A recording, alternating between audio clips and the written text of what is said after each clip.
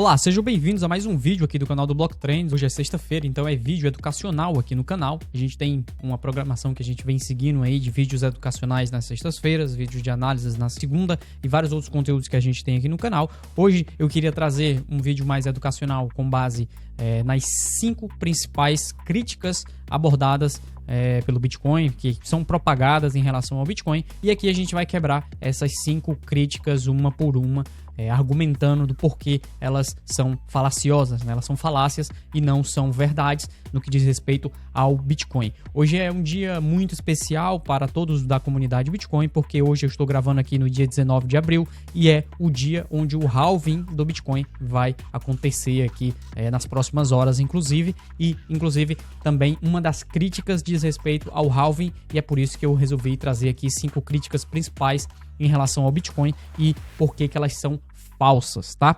Antes de mais nada, antes de eu passar para as 5 principais críticas ao Bitcoin, eu já queria pedir aqui para você que, caso ainda não é inscrito do canal do Block Trends, aproveita para se inscrever, assinar aí, ativar o sininho para receber notificações quando a gente estiver publicando materiais como esse. E também, se você achar esse conteúdo interessante, deixar o seu like, se possível comentar, para deixar mais engajamento aqui no canal e no vídeo também, para ele ser propagado para mais pessoas, tá? No mais, muito daquilo que eu abordo aqui, dos gráficos que eu trago, das falácias que eu vou discutir aqui, estão sendo discutidas, estão sendo explicadas muito mais profundamente através da plataforma do Block Trends Pro, que é a nossa plataforma própria, onde lá a gente publica conteúdo educacional, publica análises, faz sinais de mercado, tem muita coisa, faz encontros de assinantes, então tem bastante coisa lá e você vai poder encontrar tudo no primeiro link que está na descrição aqui embaixo, tá? E se você já negocia Bitcoin ou procura uma plataforma boa para negociar Bitcoin, a gente está sempre falando aqui da plataforma da Bybit, que é a nossa apoiadora aqui do canal do Block Trends, e lá você vai ter uma diversidade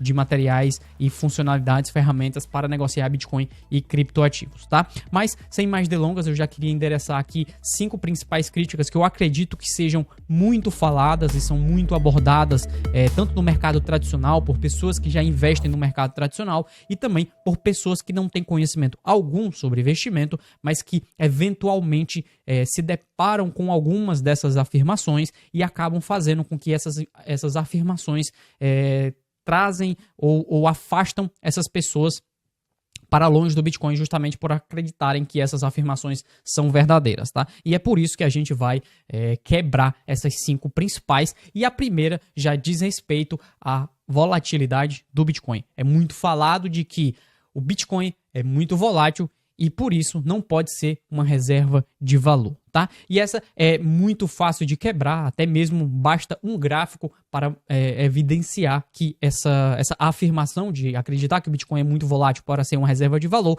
ela é uma afirmação falsa, tá? Então aqui nesse gráfico que eu trouxe lá no Block Trends Research, é um gráfico do índice de volatilidade de 365 dias, ou o índice de volatilidade anual do Bitcoin, tá? E aqui eu tô falando do Bitcoin ativo, do preço do Bitcoin, tá? E como a gente vê, a volatilidade anual do Bitcoin está reduzindo a cada ano, tá? Então, a cada novo ciclo, por mais que dentro dos períodos de mercados de alta, como a gente vê aqui, ela dá uma subida muito mais significativa, justamente porque o mercado está subindo, as pessoas negociam mais e acaba aumentando também a volatilidade. Mas quando a gente olha no ciclo de mercado completo, desde o início do Bitcoin, do início da negociação, a gente vê a redução da volatilidade, tá? E essa questão de volatilidade, ela não só é um bug, tá? Ela, como muitas pessoas costumam dizer, ela não é um problema, na verdade, ela é uma das características intrínsecas do Bitcoin por ser uma moeda ou por ser um ativo que está em período de adoção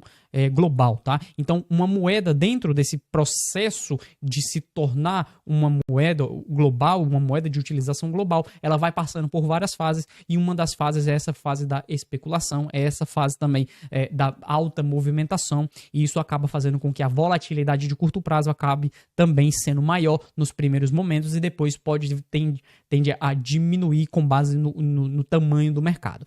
Eu ainda não acredito que essa volatilidade vai reduzir por completo agora, tá? Eu acredito que até a adoção nós teremos um caminho de alta volatilidade ainda, mas depois que o Bitcoin estiver completamente inserido dentro do sistema financeiro tradicional, aí a gente pode ter um nível de volatilidade muito menor do que há hoje, tá? A segunda crítica aqui que é comum de ser falada é que o Bitcoin não é utilizado como meio de pagamento e por isso não é uma moeda. E aqui eu trouxe outro gráfico também que pode evidenciar o quão errado é essa afirmação, tá? O Bitcoin como camada base, ele, apesar de ser mais caro o custo de transação para você fazer uma movimentação, inclusive já trouxe aqui no canal como você acompanhar os melhores momentos de saber quando transacionar ou não, e expliquei também como utilizar a mempool, tá?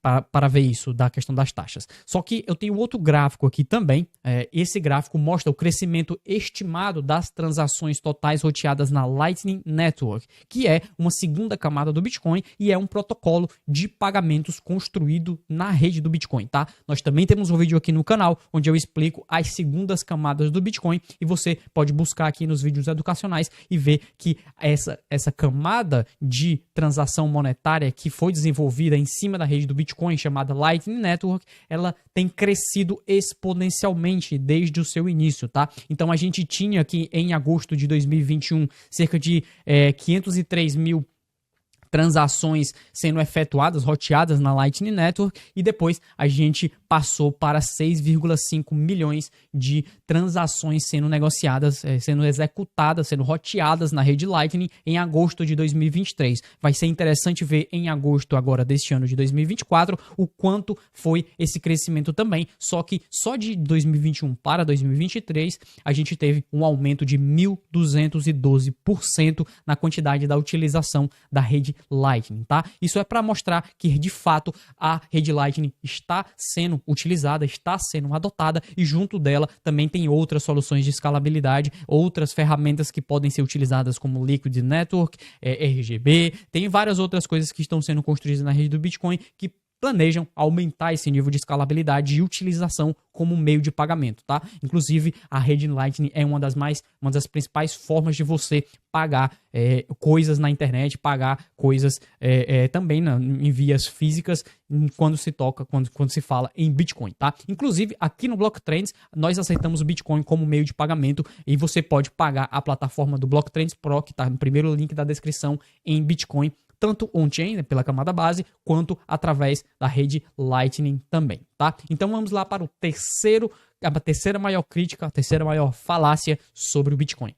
Então a terceira crítica que eu queria endereçar é que o Bitcoin faz mal para o meio ambiente, tá? Essa é uma das críticas que já existe há muito tempo, desde o início da rede do Bitcoin, com a chegada do Proof of Work, né, com a prova de trabalho, onde é necessário que máquinas executem força computacional, que produzam força computacional para validar blocos na rede do Bitcoin. A gente já explicou como é que funciona essa questão de validação sobre a economia do Bitcoin também aqui no canal.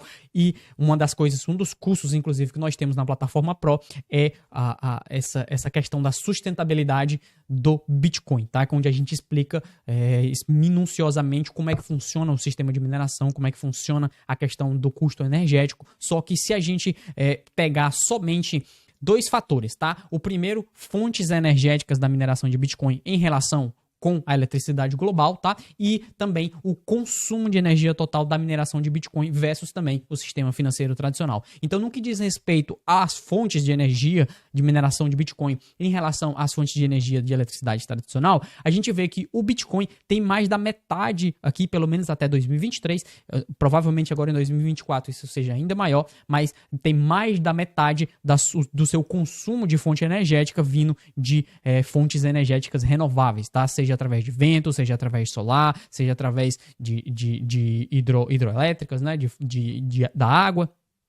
E uma pequena parte só que vem aqui do carvão e do gás, tá? Frente ao sistema de eletricidade tradicional, onde a maior parte do consumo de eletricidade vem do gás e do carvão, tá? Fontes que aqui não são renováveis e que tem um nível de poluição muito maior. Então, só em comparação das fontes de energia em relação ao Bitcoin e ao consumo de eletricidade tradicional, a própria rede Bitcoin tem uma fonte energética muito mais renovável, tá? E além disso, a gente, por mais que isso daqui seja parecido, a gente tem que colocar em perspectiva, tá? Porque aqui a gente está vendo as fontes de energia do consumo elétrico do planeta em relação ao Bitcoin, só que quando a gente coloca o sistema financeiro, o tanto de energia, tá? O consumo de energia total em relação ao Bitcoin, é aqui onde a gente vê que é muito menor, tá? Então a gente tem aqui o consumo de eletricidade do do sistema financeiro tradicional, e aqui em laranja o consumo de eletricidade da mineração de Bitcoin, tá? Então é muitas vezes maior o consumo de eletricidade para gerir o sistema financeiro tradicional do que para gerir o sistema financeiro no Bitcoin, na mineração de Bitcoin, tá? Então, essa questão de que o Bitcoin é prejudicial ao meio ambiente é completamente errada, além do fato de que nós estamos entrando no momento onde já começa a se falar da utilização da mineração do Bitcoin para suprir parte da energia ociosa ou parte da energia que seria outrora desperdiçada por empresas que produzem energia, tá? Então aqui a gente está falando de qualquer empresa, conglomerado que trabalha na produção de energia, eles possuem um nível de escoamento energético ao qual boa parte daquilo, ou uma parte relevante daquilo, iria ser desperdiçada, e aqui a gente já começa a ver entidades, instituições, organizações buscando formas de mitigar esse desperdício energético, e o Bitcoin pode ser facilmente acoplado nessas produtoras de eletricidade, produtoras energéticas, e ser utilizado para evitar esse desperdício de energia, né? Nesse caso, parte daquilo que seria desperdiçado seria utilizado para a mineração de Bitcoin e estaria cooperando para o sistema financeiro do futuro, que é o Bitcoin, tá?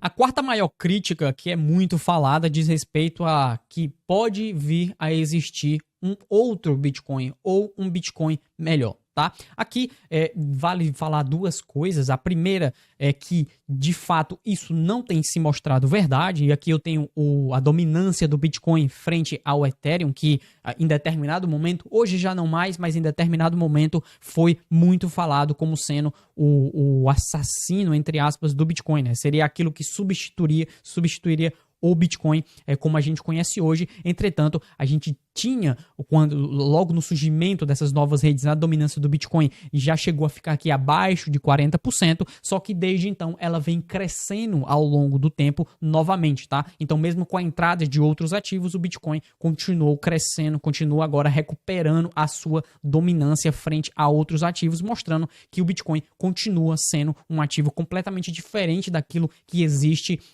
no mercado atualmente, que é chamado de criptoativos ou criptomoedas, algo mais generalizado, tá? Esse é um dos fatores, e esse é o fator basicamente mais técnico, mais de dado, daquilo que já é possível de ser visualizado atualmente. Entretanto, tem um outro fator que aqui se diz respeito a como o Bitcoin surgiu, tá? Que é a própria existência ou criação ou surgimento do Bitcoin, que é completamente diferente a todos os outros ativos, tá? Como o Bitcoin foi o primeiro, ele surgiu num ambiente onde não existia nenhum tipo de ganho de interesse em capital, tá? Então, quando o Satoshi Nakamoto desenvolveu a rede do Bitcoin, só existia um pequeno grupo de criptógrafos que estavam tentando desenvolver uma nova tecnologia. É completamente diferente daquilo que nós vemos hoje de surgimentos de novos tokens, novas redes, novos protocolos, que já surgem com um interesse monetário, com investidores, com venture capitals, que já possuem uma estrutura completamente diferente daquilo que a gente tem no Bitcoin, tá? Então, só por si só é impossível replicar o surgimento do Bitcoin, porque ele foi justamente o primeiro, tá? Então você não tem como hoje pensar em recriar a internet de novo ou em reinventar a roda. Não tem como. A primeira vez é aquela que ficou marcada por conta do contexto onde foi inserido e da apresentação da nova tecnologia ao planeta. O Bitcoin ele veio como uma nova tecnologia, então é impossível você tentar recriar aquilo que aconteceu com o Bitcoin. Além do mais, o Bitcoin continua sendo o mais descentralizado, o mais seguro e principalmente o que tem o maior efeito rede, tá? Isso significa que quanto mais o tempo passa, mais difícil é tentar recuperar ou suplantar aqui o efeito rede criado pelo Bitcoin. As pessoas estão cada vez mais confiantes no Bitcoin, certo? E a quinta crítica que eu tinha para trazer aqui é justamente tem uma ligação direta com o evento que nós vamos ter hoje, que é o evento do halving, e é basicamente aquilo que diz que o Bitcoin não possui lastro, tá? E essa talvez seja uma das maiores críticas, talvez seja a maior crítica, ou na verdade, a maior falácia falada pelos investidores tradicionais ou pessoas que não gostam muito do Bitcoin, tá? Por quê? Porque essa questão de lastro, ela é muito subjetiva, tá? Quando a gente fala em lastro, a gente está geralmente falando que uma moeda possui algo que está sustentando esse valor fisicamente. Ou seja, quando a gente tinha o dólar pareado ou moedas fiduciárias pareadas no ouro, nós dizíamos que aquilo existia lastro, porque para cada unidade de papel também existia um valor correspondente em ouro, tá? Entretanto, o valor aqui ficava atrelado a uma própria commodity e uma própria utilização.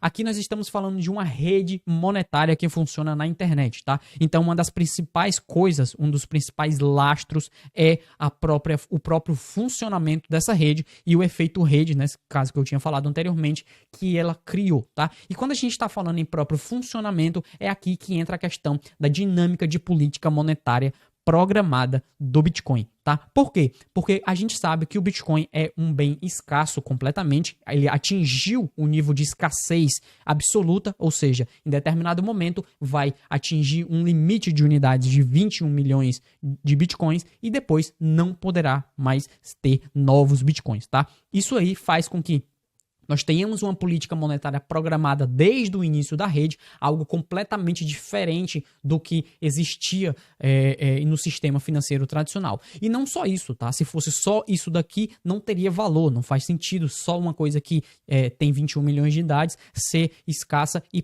por si só isso ter valor, tá? Por si só isso não tem valor. Entretanto, quando a gente pega outros fatores, tá? Que aqui eu estou juntando com outros fatores específicos também ao Bitcoin, como, por exemplo, a sua descentralização, a sua resistência à censura, a sua inclusividade, a sua inconfiscabilidade, ao seu protocolo de consenso, ao seu paradigma monetário e a sua oferta, quando eu junto todos esses fatores, e aqui você pode estar vendo nessa tabela, não vou me ater a explicar essa tabela, porque eu já expliquei como é que funciona a economia no Bitcoin, e é um vídeo que já está aqui no canal, tá? Se você quiser pausar o vídeo e olhar a tabela com calma, ou verificar esse outro vídeo que também está aqui no canal, você pode fazer depois, mas basicamente a questão é que o Bitcoin, ele não é só a sua oferta programada ou seu limite de oferta que faz com que ele seja extremamente importante para a nossa conjuntura mundial, global do sistema financeiro, e aquilo que dá valor, é aquilo que dá lastro, não é só isso, mas também uma série de outros fatores específicos, uma série de outras características únicas da rede do Bitcoin que o tornam completamente diferente daquilo que existe no sistema financeiro tradicional e principalmente nos traz um novo paradigma de utilização de dinheiro, tá? Um novo paradigma para trocas monetárias de modo descentralizado, tá? É justamente isso que traz o lastro aqui do Bitcoin. Quando a gente fala em lastro, seria basicamente o que suporta esse valor. E é justamente isso que eu mostrei para vocês. Aquela tabela faz um resumo de tudo aquilo que suporta o valor do Bitcoin, e é por isso que não só, e aqui eu tô falando de valor, tá? Não estou falando especificamente de preço, porque se formos olhar só por o preço em si, nós temos visto que o Bitcoin continua valendo cada vez mais a cada ano, tá? Então a gente continua subindo também em preço, mas eu estou falando exclusivamente de valor. Então o valor também continua crescendo à medida que essas características específicas e únicas do Bitcoin são reafirmadas. E esse evento do halving, como a gente acabou de ver, como a gente vai ver hoje, é justamente um desses fatores que faz com que o Bitcoin continue a sua política monetária programada, tá? Acaba reafirmando tudo isso aqui que eu estou falando. E essas foram as 5 maiores críticas ao Bitcoin e, na verdade, são as 5 maiores falácias, porque aqui, como vocês acompanharam, eu pude argumentar cada um desses pontos trazendo dados relevantes, tá? Então aqui não é achismo, é basicamente aquilo que é dado específico e público de ser compreendido. Se você quiser compreender mais sobre isso, quiser entender mais sobre o Bitcoin através de cursos, relatórios, palestras, encontros, tudo que está disponível no Blocktrends Pro pode ser acessado aqui no primeiro link da descrição, e lá você vai ter acesso a todas as nossas ferramentas e todos os nossos conteúdos sobre Bitcoin para lhe fazer ser um investidor melhor, ser um entusiasta muito mais avançado no mercado das criptomoedas, tá? Além do mais, se você ainda não é inscrito aqui do canal do Blocktrends, aproveita para se inscrever, deixa o seu like aí, ativa o sininho para você continuar acompanhando esses materiais, e você vai estar aqui nos favorecendo também, tá? No mais, muito obrigado para vocês que estiveram até aqui. Qualquer dúvida, qualquer comentário, podem deixar aqui embaixo. Eu prometo que eu vou responder cada um de vocês por si só. Se vocês acreditam que existem outras críticas, outras falácias que são faladas sobre o Bitcoin, também deixem aqui nos comentários, e a gente pode fazer até uma parte 2 com novas críticas, quebrando novas falácias também, tá? Pessoal, valeu, muito obrigado, e a gente se vê no próximo vídeo. Tchau!